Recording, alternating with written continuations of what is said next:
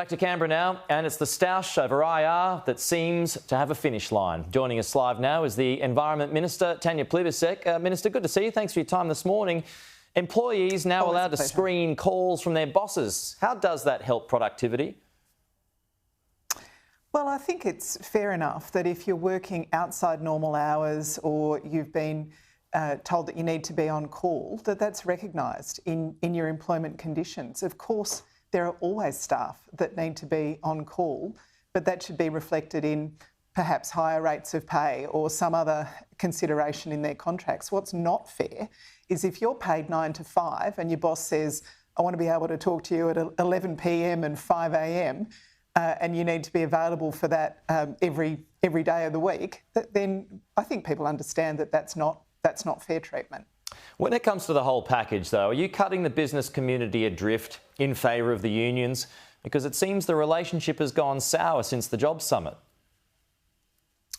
No, this is a really important set of measures that will continue to see wages growing in this country and casuals and gig economy workers that have been some of the most exploited in our economy actually getting a fair deal for the first time. I think, we've come to rely on delivery riders to bring us our dinner or bring us our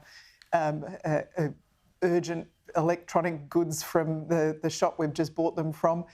I want to make sure that those people who are working all hours in all weathers are operating safely and being paid decently for the work that they do.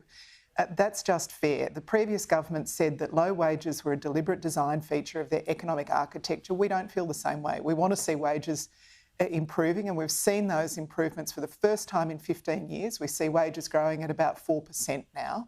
Otherwise, people are continuing to go backwards every year if their wages aren't keeping up with inflation. Right. We're seeing real wages growth. And that's just right. When people are doing it tough, we want them to be paid decently. No good if businesses go under, though, which is what the business community is forecasting. And we often hear from the business community the sort of predictions that every change is going to have catastrophic impacts. We believe that these are a modest set of changes. We'll continue to work with and consult with the business community, but workers deserve a pay rise in Australia. They were going backwards under the previous government because the previous government said low wages were a deliberate design feature of their economic architecture. We were elected on a platform of getting wages moving, and we will. In your wheelhouse, David Littleproud, he was on the program earlier, Tanya. He says the bush is full when it comes to renewables. It's taking away food security. It's using up prime land, not to mention environmental impacts. He wants more of a focus on solar panels on city rooftops.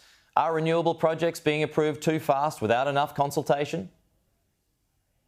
It is absolute nonsense from David Littleproud, and it disadvantages farmers and regional communities.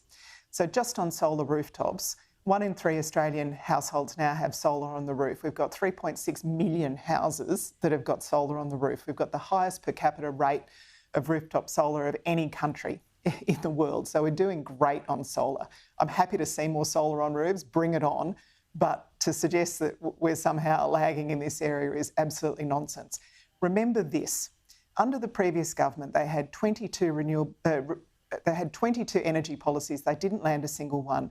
4 gigawatts of dispatchable power left the grid, only one replaced that.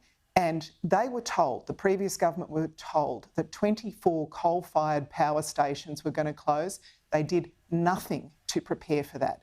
What we are facing in this country, if you listen to the National Party, are blackouts and brownouts. We need to replace the energy that those coal-fired power stations used to produce. And the cheapest way of doing that, the best way, the cleanest way is through renewable energy. Farmers can get between $200,000 and $300,000 per kilometre of transmission line on their land. They can get about $3,000 for a wind turbine down on the back paddock. This isn't just important income now. During the dry years, when it's harder to make a living from farming, that income is constant. I cannot believe that the National Party, A, want to send Australia into blackouts and brownouts and see the economic catastrophe that would cause for Australian businesses. And secondly, that they're prepared to deny farmers and regional communities the income from these renewable energy projects. Now, of course, we have to do better consultation on where they go and how they're built, and that's why Chris Bowen has done so much work. The previous government just let these companies ride roughshod over local communities. We have completely changed the consultation approach so that we do include local communities in making these decisions. That's quite proper. Of course we should do that. But the idea that we can stop the energy transition after we were left with this incredible energy deficit by the previous government is so irresponsible. It is so irresponsible. Tanya Plibersek. And one other thing I'd say, we're out of time, but go for it just quickly. When we're assessing these, when we're assessing these projects, they are assessed like every other project using the laws that John Howard introduced. The Environment Protection and Biodiversity Conservation Act, John Howard laws. We assess every project the same way, whether it's a coal mine or a residential development or a renewable energy project. They all get assessed under the same rules, and they're John Howard's rules. Okay. Tanya, appreciate it. I've gone over. We'll talk to you soon.